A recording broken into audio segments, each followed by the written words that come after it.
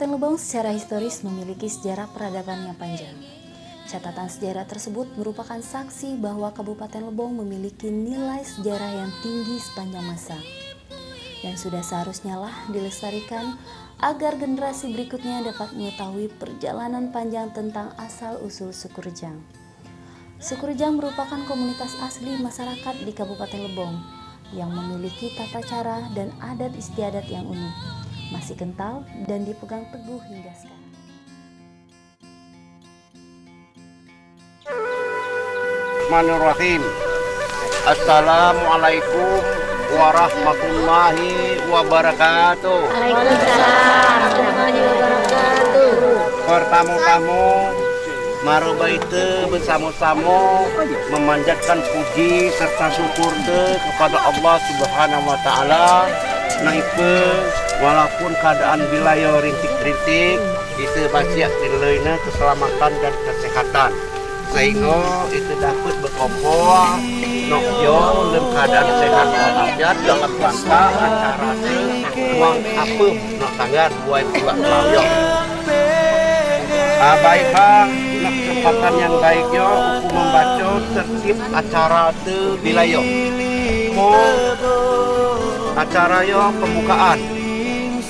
Yang kedua kata sambutan. Assalamualaikum warahmatullahi wabarakatuh. Yang terhormat Bapak Kepala Desa, baik dari Semarko maupun dari Kecamatan Tinggi, yang saya hormati Ketua Panitia Pelaksanaan Maafun pada wilayah Rumah pada wilayah. Adapun acara maafurnya minta maaf untuk Mudayo karena Jano, terutama untuk Sadede Tuai Keme nak Semlako. Karena pada saat pelaksanaan awal doa, keme pak tahu dia cabilau, maka pada saatnya keme. Kongan buyuk keberangan Kedua itu. keberangannya. Atau dia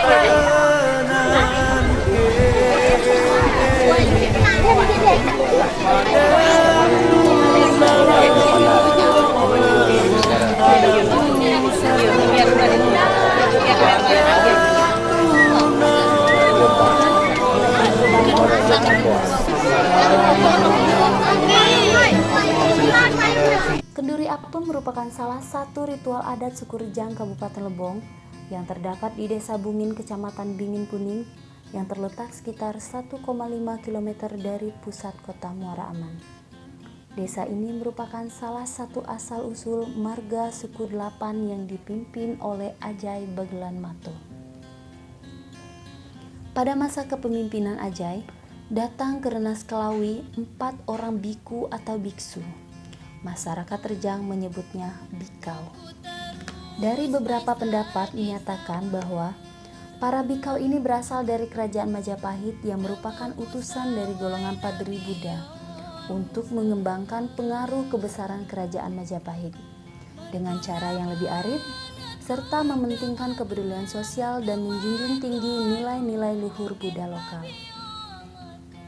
Diceritakan ketika itu, marga suku Delapan yang dipimpin oleh Kipati yang memiliki 8 orang anak yang kemudian diwariskan kepada anak tertuanya yang bernama Rio Cende. Kerajaan kemudian dipusatkan di daerah Trans Semambang. Sementara kepemimpinan Rio Cende, kerajaan berkembang pesat, rakyatnya makmur dan sejahtera, hingga kerajaan Palembang mengundang Rio Cende untuk mengunjungi kerajaan Palembang. Kemudian Rio Cende diberikan sebuah keris sebagai hadiah atas kemenangannya terhadap tantangan dari Raja Palembang. Rio Cende kemudian merayakan kemenangannya dengan mengadakan pesta kejai selama 9 bulan. Tetapi kemudian pesta tersebut terdapat banyak pelanggaran adat dan norma oleh masyarakat. Mendengar banyaknya pelanggaran tersebut, saudara sepupu Rio Cende dari keturunan biku Bermano datang untuk mengunjungi acara tersebut dengan menyamar menjadi orang yang buruk rupa. Kedatangannya yang dengan penyamaran tersebut ternyata tidak diterima oleh masyarakat. Karena tidak diterima, si buruk rupa pun menancapkan 7 buah lidi dari pohon kelapa di tanah sekitar desa Trans Semambang. Tidak ada seorang pun yang mampu mencabut lidi tersebut termasuk Rio Cende.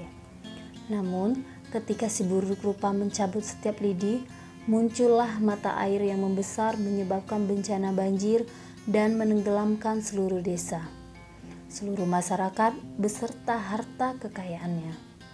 Desa tersebut kemudian menjadi danau dan sebagiannya lagi menjadi padang pasir. Ritual ini dilakukan oleh masyarakat dan dipimpin oleh ketua adat yang termasuk ke dalam keturunan Teras Temambang, meliputi 5 desa yaitu Desa Karangdapo, Tanjung Bunga, Pungguk Pedaro, Bungin, dan Semelako. Pada mulanya tradisi ini diadakan pada setiap bulan Muharram, tetapi kemudian warga juga dapat mengadakan ritual jika telah sering terjadi bencana atau jika warga ada yang berhajat rezeki. Kami di sini sudah bersama dengan narasumber yang akan memberikan informasi tentang ritual kenduri apem yang baru saja diselenggarakan oleh masyarakat sekitar Bungin. Saya bersama dengan Bapak siapa Pak? Bapak Rapli. Nah, Bapak Rapli sebagai ketua adat ya Pak ya? Ketua adat yang dijadikan sebagai Bapak di dalam ritual ini Pak? Nanti. Pawang ya, pawang dalam acara ritual ini. Ritual ini sejak kapan diadakan? Ritual ini tahun ini ya mulai sudah 800 tahun. Saya megang ini tahun ini tahun 93. Mulai saya pegang. Jadi untuk pawangnya itu sendiri nanti diturun-temurun atau bagaimana? Tidak, itu yang pawang itu ada petunjuk dari leluhur di sini, kerabat di sini, petunjuk kan orang itu. Nah, ada orang ini kemasukan, dia kemasukan, itu lah petunjukkan orang itu namanya ini itu pawang di sini. Nah itu bukan itu. Itu ya Pak ya. Jadi Pak, maksud dari diadakan kenduri apem ini apa itu Pak? Nah, ini amanah itu. Amanah suatu ini memang tenggelam dulu. Jadi amanahnya itu apabila ini danau ini kering misalnya itu, kering ada timbul beringin 4 dan serai satu situ, jejak satu picang di situ, disitulah tempat anak cucunya balik sejarah di situ. Balik sejarah disitulah kubur masal orang tenggelam itu. Itulah tempat itu amanah. Berarti sampai sekarang masih kita ini ikut amanah. Mungkin nanti akan terus dilakukan ya? Iya terus ini diperbaiki lagi. Diperbaiki lagi kan ini masih kurang cara-cara itu kan masih kurang, tapi kita ini makin ini tahun kita nambah, mungkin tahun kita nambah cara-caranya. Dia bapenan kene pada dunau lebong tanah pusaka pada